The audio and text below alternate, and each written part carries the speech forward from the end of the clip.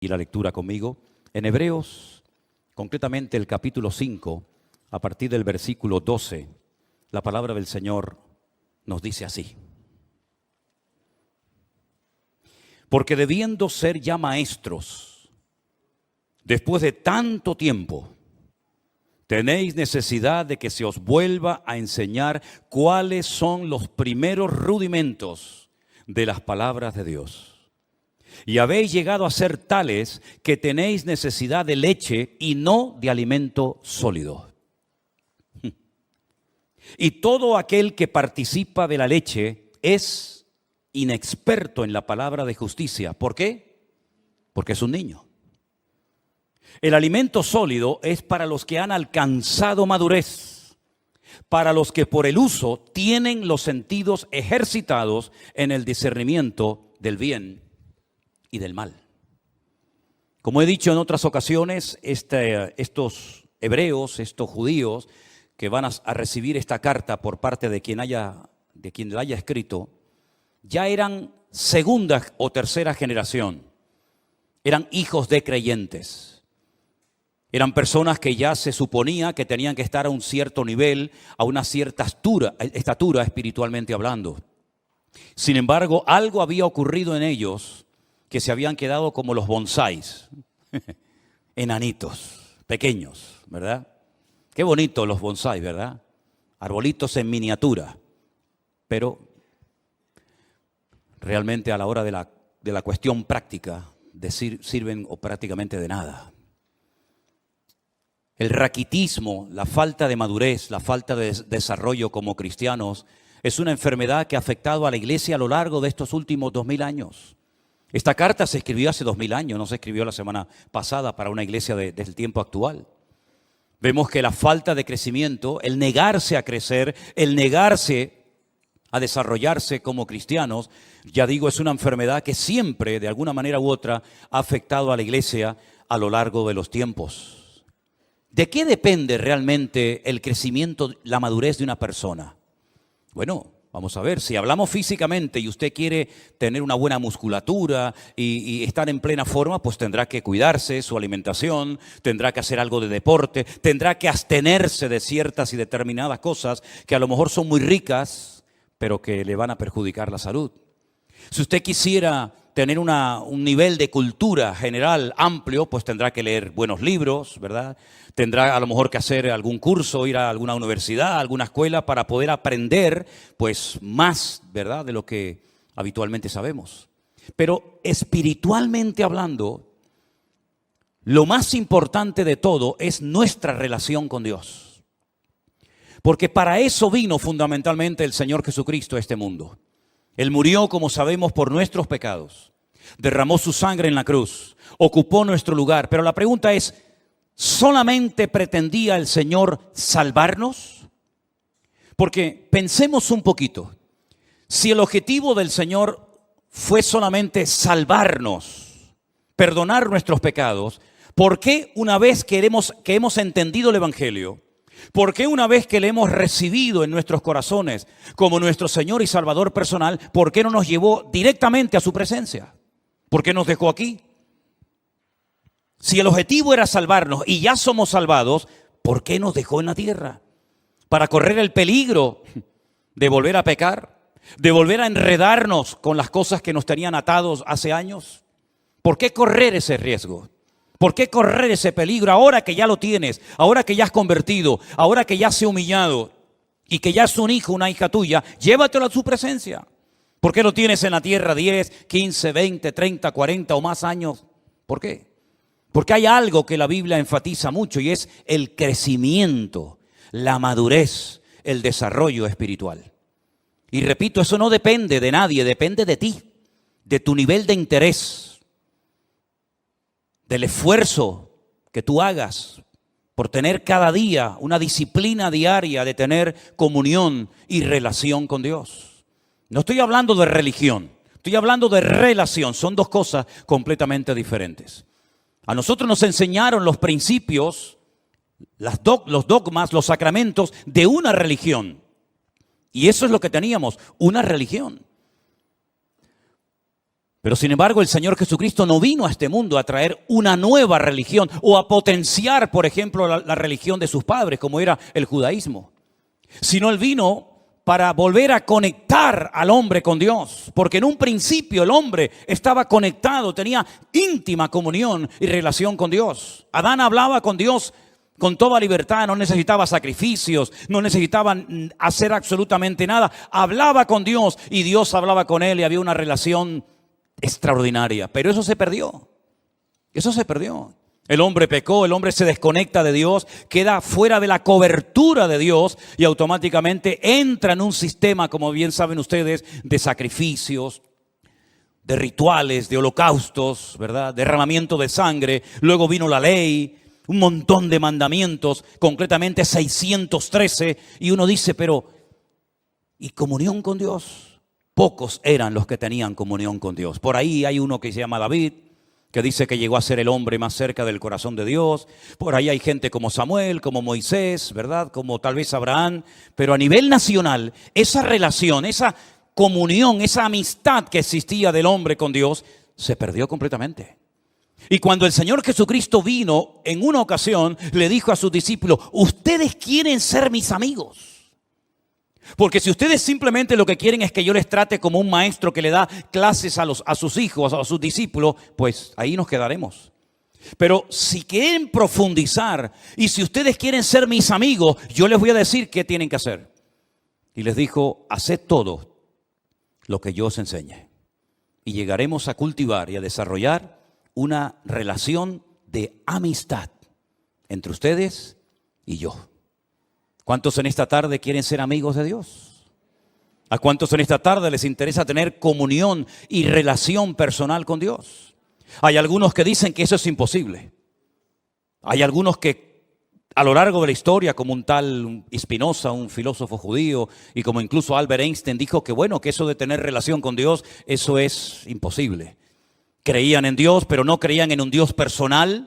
No creían en un Dios que se interesara por tu vida, por tus necesidades, por tus problemas, por tus luchas, por tus pruebas, sino en un Dios que estaba por ahí, pero tan ocupado que búscate la vida, porque para eso yo te di un cerebro, unas piernas, un ojo, y para eso di leyes a la naturaleza, y a la hora de la verdad, pues Dios no aparece por ninguna parte.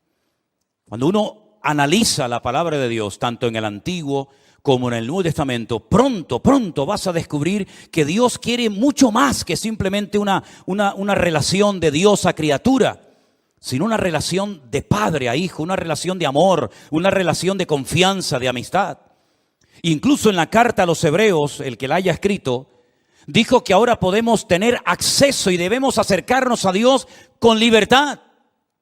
No acercándonos a un Dios desconocido, frío, distante, indiferente, que es imposible conocerlo, sino todo lo contrario.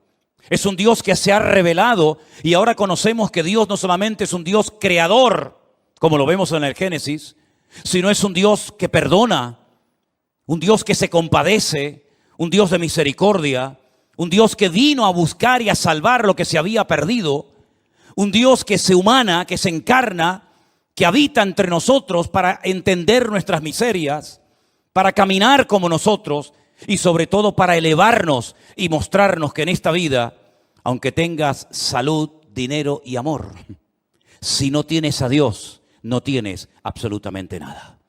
Porque en esa antigua canción se enfatiza y se apunta a lo que todo el mundo quiere tener: salud, dinero y amor. Y como dice la canción, en el que tenga estas tres cosas, que le dé gracias a Dios. Pero ¿y si no tengo salud? Si no tengo dinero, y si en el amor he tenido muchos problemas, entonces no tengo motivos para darle gracias a Dios.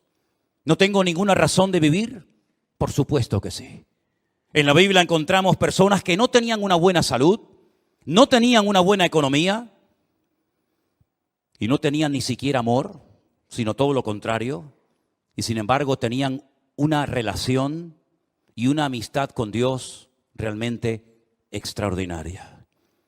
Y es que la vida no consiste solamente en tener salud, dinero y amor, sino el objetivo de la vida es tener comunión y relación con Dios. Y por eso Él dice, yo soy el camino. Yo soy la verdad. Y yo soy también la vida. Y nadie va a ir al Padre sino solamente a través de mí. Es decir, no solamente Él nos muestra que quiere tener comunión con nosotros, sino nos enseña cómo puedo acercarme a Él a través de su sacrificio, a través de sus méritos. En ningún momento menciona la palabra religión, en ningún momento me da una lista, un decálogo como se le dio al pueblo de Israel en el Antiguo Testamento, sino que ahora dice, mira, te lo voy a poner más fácil todavía.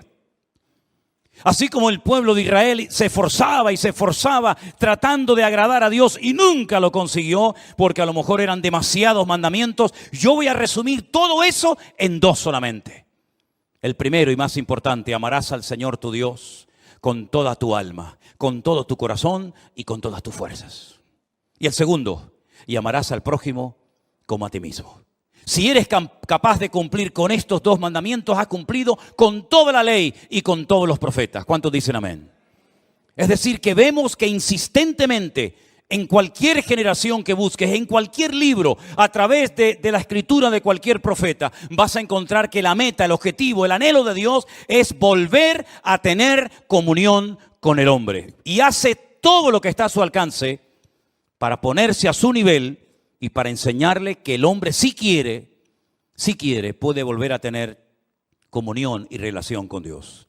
Tu salud espiritual depende del nivel de relación y de comunión que tengas con Dios. Amén, hermanos. En segundo lugar, si tienes relación y comunión con Dios, vas a anhelar, vas a querer. El Espíritu Santo que mora, que vive en tu corazón, te va a impulsar a las Escrituras, al manual de instrucciones, a través del cual vas a descubrir el corazón de Dios.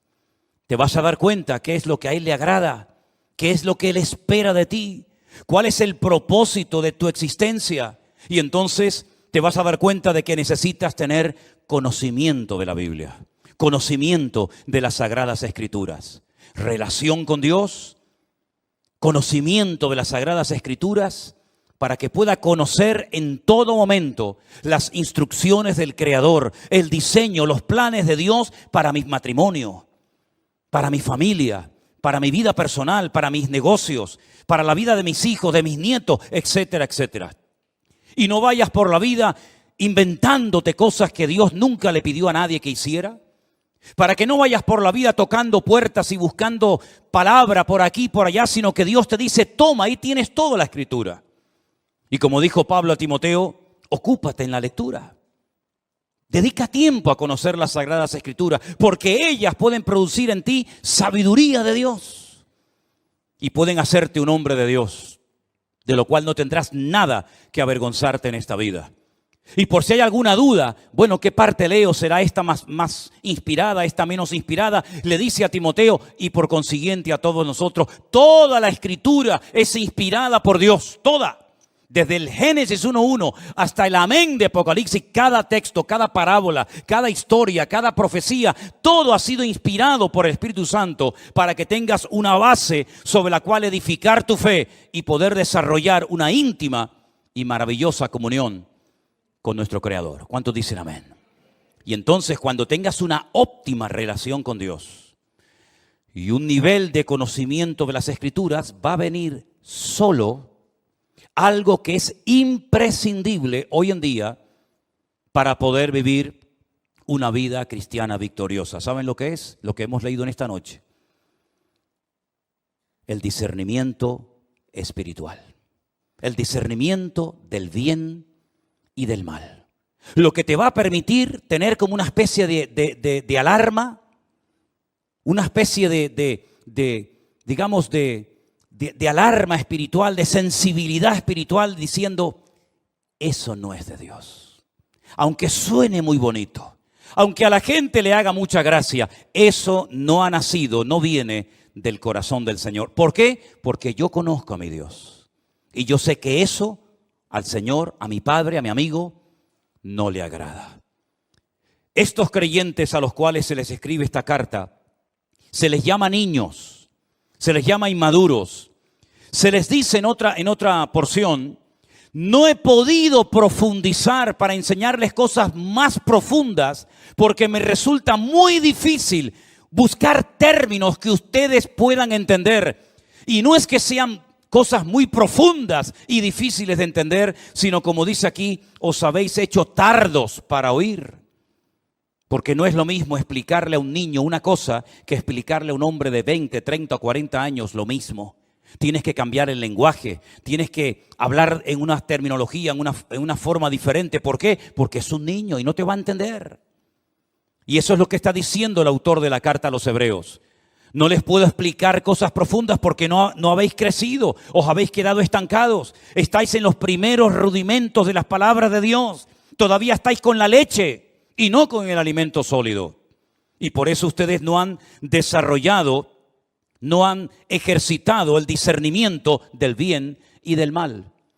Si ustedes recuerdan el mensaje que di hace unos domingos atrás acerca de la muerte de 2 hijos del sacerdote Aarón, dice la Biblia que a partir de ese momento se les dijo a los sacerdotes del Antiguo Testamento que no entraran bajo los efectos del alcohol para que no les pasara lo mismo que les pasó a sus hijos. Pero añade a continuación, y para que en todo momento seáis capaces de discernir entre el bien y el mal, entre lo que es inmundo de lo que es puro o limpio. En otras palabras, ser cristiano no significa perder la razón, sino todo lo contrario, es recuperar la razón, el sentido, el equilibrio de las cosas. El apóstol Pablo, cuando le escribe a los romanos en una de las cartas tal vez más hermosas y profundas de todas las que se encuentran en el Nuevo Testamento, dice que Él es nuestro culto racional. No perdemos el control, no nos disparatamos, no nos volvemos locos cuando nos convertimos a Cristo, sino todo lo contrario, recuperamos la cordura que el mundo y el pecado nos arrebató cuando estábamos fuera de la voluntad de Dios y de sus caminos. El raciocinio, el poder razonar, el poder discernir entre lo que es de Dios, lo que no es de Dios, lo que le agrada, lo que no le agrada, eso viene, dice, con la práctica, con el uso, se desarrollan los sentidos. Y busqué qué quería decir el autor de la carta cuando habla de los sentidos bien ejercitados. Y precisamente habla de los sentidos de la vista, del olfato, ¿verdad? Del tacto. Cuando alguien ve algo dice, eso no es de Dios. Todo el mundo lo aplaude, todo el mundo lo admira, todo el mundo le imita, pero eso no es de Dios. Cuando la gente oye una conversación, dice, esta conversación no es de Dios. Porque esto, en vez de traer edificación, lo que aquí estamos es criticando y cuestionando a una persona que ni siquiera está delante para poder defenderse. Esto no es de Dios. La Biblia dice que las malas conversaciones corrompen las buenas costumbres. Entonces te desarrollas, creces, maduras como cristiano de tal manera que puedes discernir con tus propios sentidos naturales lo que agrada a Dios y lo que le desagrada a Él.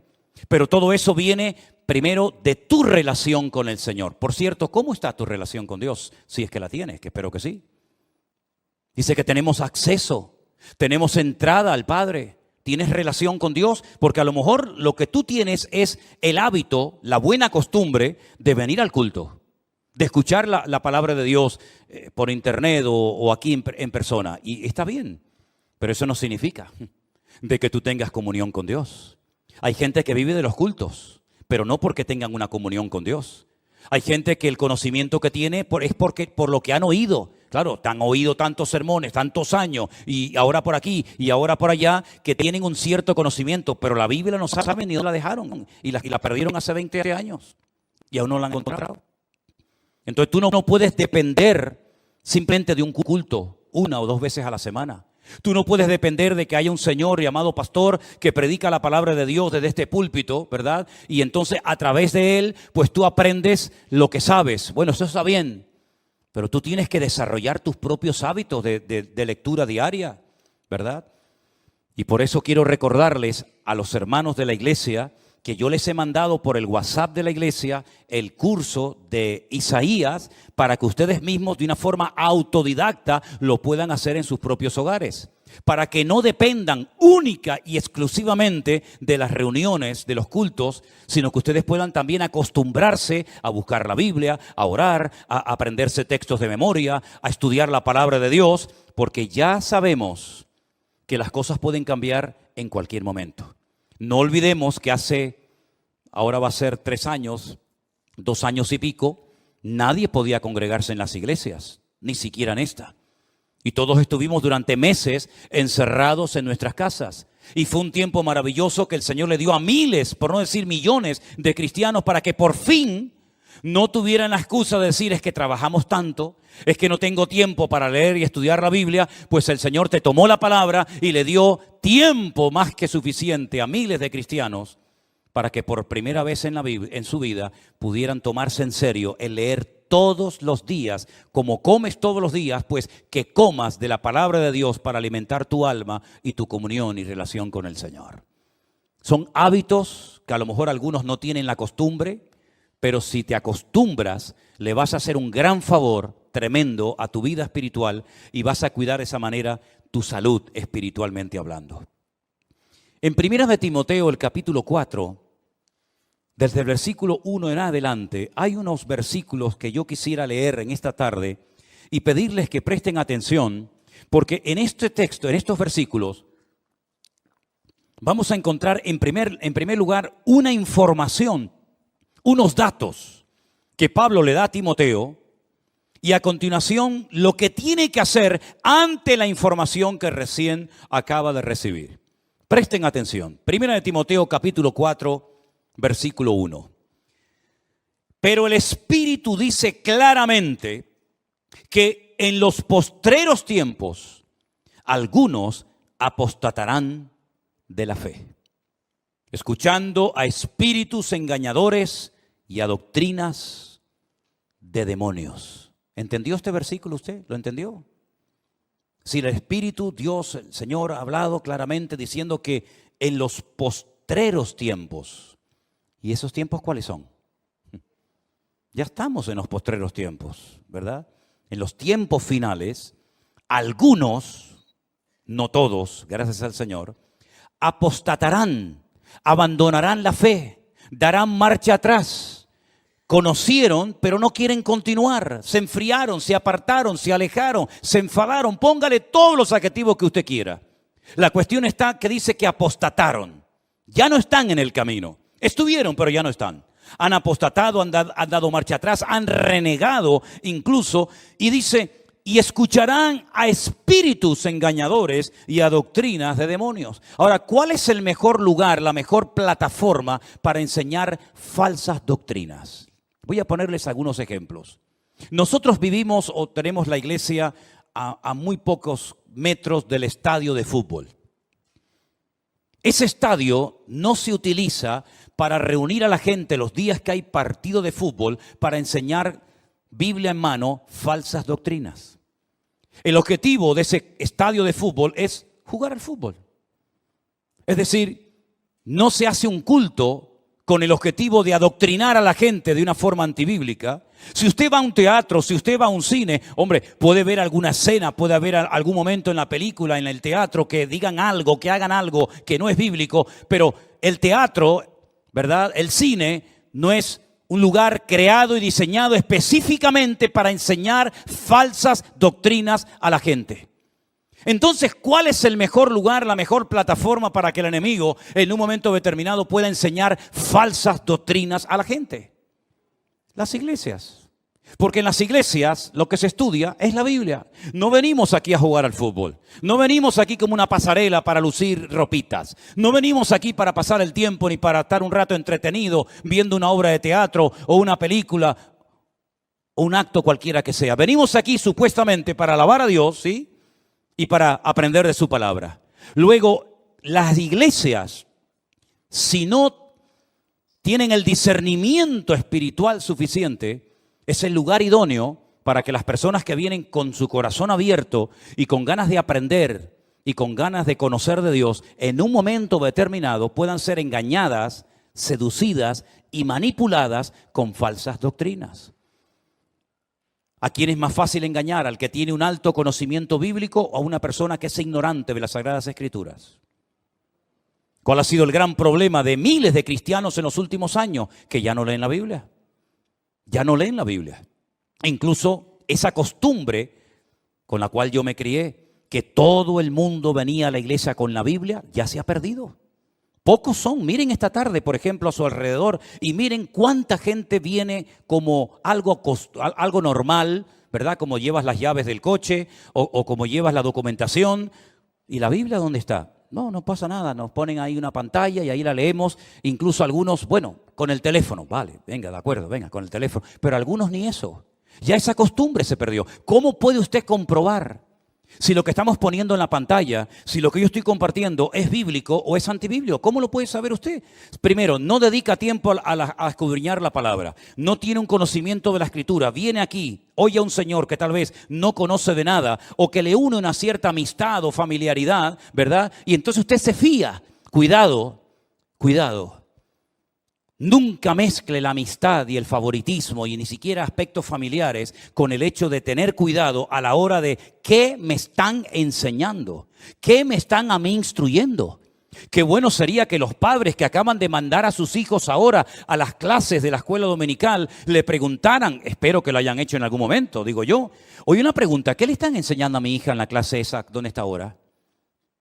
¿Qué le están enseñando a mi hijo? ¿Puedo entrar a la clase para ver cómo es la clase donde mi hijo está? ¿Quién es la persona que le está enseñando Biblia a mi hijo? ¿Es usted? ¿Es usted, hermano o hermana? Informarse, saber en todo momento. ¿Por qué? Porque la Biblia advierte de que en los últimos tiempos vendrían engañadores y se enseñarían falsas doctrinas. Y yo pregunto, ¿tienen noticia o les ha llegado a los oídos de que esto ya es un hecho en el pueblo cristiano hoy en día? ¿O esto es algo que todavía no hemos visto en la cristiandad? Han proliferado por todas partes las falsas doctrinas, las falsas enseñanzas. ¿Cuántas personas se han unido a la iglesia virtual y cuando nos cuentan lo que les enseñaban, cuando nos cuentan lo que les decían en sus iglesias, que había que pagar un dinero por no sé qué, que había que darle un dinero a no sé cuánto, que había que hacer esto y aquello? Yo digo, ¿pero quién les ha enseñado a ustedes todas esas disparates y barbaridades? Bueno, el pastor, por el pastor ni que fuera Dios el pastor. El pastor tendrá que pasar por el filtro de la palabra. ¿O qué pasa? ¿Que el pastor tiene licencia para enseñar y para hacer lo que le da la gana en la iglesia y todo el mundo tiene que decir amén? ¿Pero esto qué es? Entonces la palabra de Dios dice, cuidado porque en los últimos tiempos vendrán falsos cristos, falsos profetas, falsos maestros, falsos apóstoles, falsos pastores. Es que está más claro que agua. Y por la hipocresía de mentirosos que tendrán cauterizada la conciencia, dice aquí, mire esto, qué cosa tan sorprendente. ¿Le suena esto? En los últimos tiempos habría religiones, habría grupos religiosos que prohibirían casarse. ¿A mí esto me suena? ¿A usted no? Hola. ¿Estáis ahí o no? A lo mejor se quedan dormidos, yo no me di ni cuenta. Prohibirán casarse. ¿Y a quién se le prohíbe casarse en esta iglesia? A nadie. Si no se casa es porque a lo mejor no está en el grupo de los desesperados o desesperadas y no ha aparecido su príncipe azul, verde o morado o amarillo, pero no porque no le falten las ganas, ¿verdad?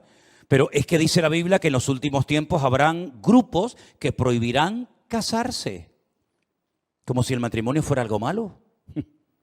Prohibirán casarse. Mandarán abstenerse de alimentos. ¿De qué alimentos tenemos que abstenernos los cristianos hoy en día? ¿Acaso se enseña en esta iglesia, cuidado, no coma mucha fruta, cuidado, no coma mucha carne? Bueno, por ahí salió hace poco un ministro diciendo que no había que comer tanta carne. Cara más dura. Prohibirán casarse. Sin embargo, dice la Biblia que Dios creó todas esas cosas para que con acción de gracias participaran los creyentes, los que han conocido la verdad. Porque todo lo que Dios creó es bueno y nada de desecharse si se toma con acción de gracias.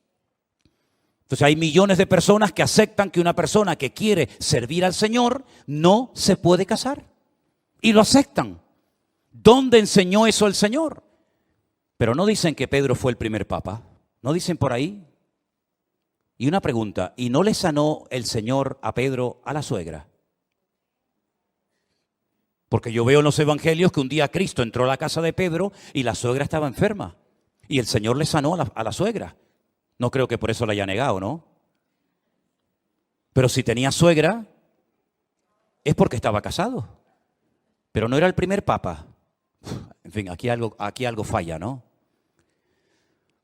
Porque por la palabra de Dios y por la oración es santificado. Ante esta información, ante este mensaje de alarma, de advertencia, Pablo le dice ahora a Timoteo, versículo 7, desecha las fábulas profanas y de viejas.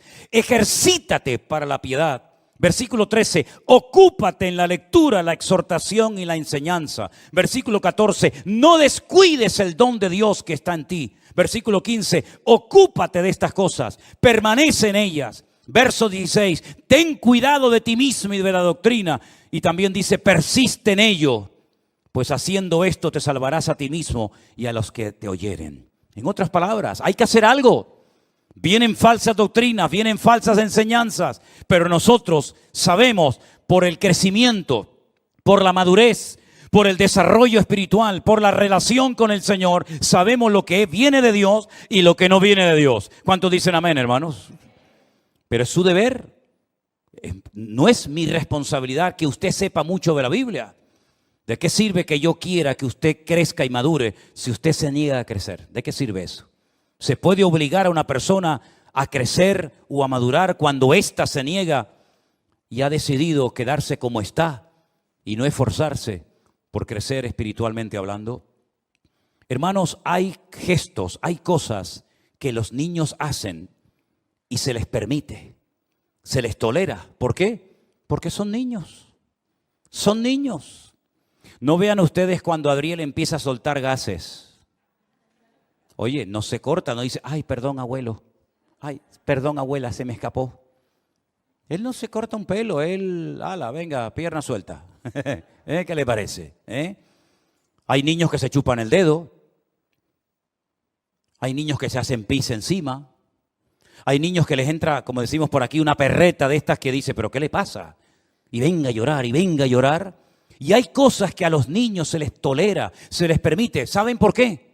Porque son niños y se comportan como niños. Pero ahora usted imagínese ver a nuestro hermano Jair, mientras yo predico, chupándose el dedo. Nuestra hermana Marcela haciéndose sus necesidades encima. Nuestra hermana Cruzita con la chupa en la boca. El otro, y yo digo, ¿pero esto qué es? ¿Esto qué es? ¿Nos daría vergüenza, sí o no? Sí, pero hermana, ¿qué está haciendo? Hermano, córtese un poco, que le están oyendo, que le están viendo toda la iglesia. Porque ya no son tolerables, ya no se ve bien. Cosas que hacen los niños, ya en los adultos no se pueden hacer, hermanos. Pero es que espiritualmente pasa lo mismo. Cuando una persona empieza, cuando una persona no tiene conocimiento bíblico, cuando una persona está dando los primeros pasos, a veces cuenta cosas, a veces comparte cosas en el Facebook, a veces pone cada fotografía, a veces hace cada comentario que tú dices, es que es normal, es que es lógico. Es lógico porque, claro, si lleva 4 días en los caminos del Señor, es normal que todavía haga cosas que... Pero cuando yo era niño, dice Pablo, hablaba como un niño, pensaba como un niño, me comportaba como un niño. Mas cuando ya fui hombre, dejé lo que era de niño. Es decir, los niños se enfadan por cualquier cosa. ¿Se dan cuenta de eso? Se enfadan y a los 10 minutos otra vez son amigos. Y a veces los padres son tan tontos que se ponen peleados entre los padres y después los hijos en 5 minutos ya son amigos otra vez. Y los padres se distanciaron el resto de su vida. ¿Qué te parece? Hermanos queridos, es tiempo de dejarnos de chupar el dedo. Es tiempo de crecer. Es tiempo de madurar. Es tiempo de desarrollar el discernimiento espiritual por la práctica, por el uso. ¿Y saben algo que el Señor te va a dar para madurar y para crecer? Y lo está haciendo. Oportunidades. Aprovecha todas y cada una de las oportunidades que el Señor te da para servir, para madurar y para crecer. Valora Valora todo lo que el Señor está haciendo en tu vida y recibes cada día y cada semana. Sé selectivo, ¿verdad? No te voy a dar una lista, mire, si usted viene a esta iglesia, esto y esto no se puede hacer, esto es lo que tiene que hacer. No trabajamos así. Queremos trabajar con gente adulta, con gente que diga, bueno, ¿qué tengo que hacer? Dígame, ¿qué tengo que hacer si yo quiero convertirme en un buen cristiano? Mire, ¿no tiene Biblia? No. Margarita, dele una Biblia. Usted va a comenzar a leer la Biblia por aquí y por allá y la va a leer, y cuando no entienda algo pregunte, y si no entiende una palabra la busca en el diccionario, y así va usted a comenzar a descubrir un mundo de verdades tremendas que lamentablemente no nos enseñaron. Nos enseñaron que los que quieren servir a Dios no se pueden casar. Si son mujeres, no se pueden casar. Y si son hombres, no se pueden casar. Pero yo ahora me encuentro en la Biblia que una de las señales de los últimos tiempos es que le prohibirían a las personas casarse si quieren servir al Señor. Entonces, ¿en qué quedamos? ¿Es bíblico? ¿Está bien? ¿O está mal? Ahí tiene usted una verdad revelada. Nos dicen, para pedir el perdón de tus pecados tienes que ir a un hombre y contarle todos tus problemas, todos tus pecados, y entonces ese hombre te perdona. Bien, vamos a la palabra de Dios y encontramos que solamente Dios puede perdonar los pecados al ser humano. Nadie, ningún cura, ningún pastor, ningún reverendo, ningún rabino, nadie tiene la capacidad de perdonarle los pecados a otra persona. Otra verdad revelada. Encontramos que cuando una persona se muere, su cuerpo lógicamente va a la tumba y se queda, pero dice la Biblia que su parte que viva, su alma, su espíritu, o se va a la presencia de Dios o excluido eternamente de la presencia de Dios. Sin embargo, nos enseñaron que había 4 lugares: cielo, infierno, limbo y purgatorio. Y ahora otra verdad revelada: no hay 4, hay 2. Y así una detrás de otra y una detrás de otra. Y llega un momento en el que usted tiene que pararse y decir, Dios mío, ¿cómo es posible que este libro, tu palabra, que lleva escrita miles de años en este país, se les prohibiera a la gente leerla bajo pena de muerte? Es que eso es historia de España, esa es nuestra historia negra.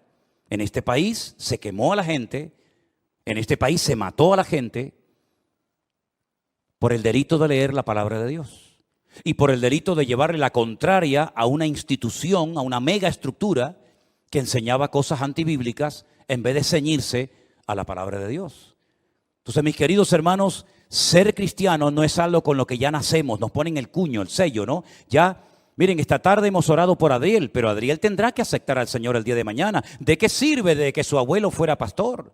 ¿De qué sirve de que sus padres sean convertidos? ¿De qué sirve que haya nacido en el seno de una iglesia donde en poco tiempo estará jugando con los niños y asistiendo a la escuela dominical y participará de los campamentos si el Señor lo permite, ¿verdad? ¿De qué sirve todo eso si él no desarrolla, si sus padres no le inculcan la importancia de lo que yo estoy enseñando? Relación con Dios, conocimiento de las Escrituras para poder llegar a un nivel de poder discernir entre el bien y el mal. ¿De qué sirve todo eso? Teoría, teoría y teoría. Y usted lo que necesita es dejarse ya de cuentos, dejarse de teorías, de buenos planes y de buenas intenciones y decir, Señor, yo quiero cambiar, yo quiero crecer, yo quiero madurar, yo no quiero estar hoy súper animado porque tú me has hablado, tú me has bendecido y mañana lunes si te encuentro por la calle vas a estar hecho polvo. ¿Por qué?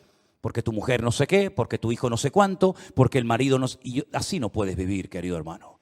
Tú tienes que aprender a tener una madurez, una estabilidad y una firmeza. Y eso es posible conseguirlo en la vida. Si no fuera posible, yo te estoy tomando el pelo. Pero te estoy enseñando verdades bíblicas para que tú madures y no dependas de mí. No dependas de la iglesia, no dependas de los cultos, sino dependas única y exclusivamente de tu comunión y de tu relación con tu Dios y con tu Señor. ¿Cuántos dicen amén? Cierra tus ojos ahí donde estás y pídele al Señor con todo tu corazón, si así lo deseas. Señor, entra en mi vida y cámbiame, Dios mío. Yo quiero crecer. Yo quiero madurar, yo quiero tener comunión y relación contigo. Si hubiera alguna persona ahí en su casa, en el sitio donde estás en este momento siguiendo este culto, y tú quieres recibir al Señor Jesucristo como tu Señor y Salvador personal, para comenzar hoy mismo una relación directa con Él, ahora es el momento. Has escuchado la palabra, has escuchado la enseñanza, ahora te corresponde a ti decir: Dios mío, perdóname. Ven a mi vida, Señor, cambia mi corazón. Yo quiero recibir al Señor Jesús en mi corazón como mi Señor y Salvador personal. Quiero caminar contigo todos los días de mi vida, Señor. Quiero conocerte, quiero esforzarme, quiero estudiar la palabra de Dios, la cual me abrirá los ojos y me permitirá servirte como tú quieres que lo haga, Señor. Ríndale su vida al Señor Jesús en este momento, mi querido amigo y hermano. Abra su corazón para que Él entre. Esta no es una invitación para que usted venga aquí. ¿Quiere venir aquí? Ahí están las puertas abiertas. ¿No quiere venir más? Dios le bendiga. Pero si el objetivo de esta iglesia no es que la gente venga aquí y se congreguen aquí, o los que están en su casa que formen parte de la iglesia virtual, si el objetivo es que tú conozcas a Cristo,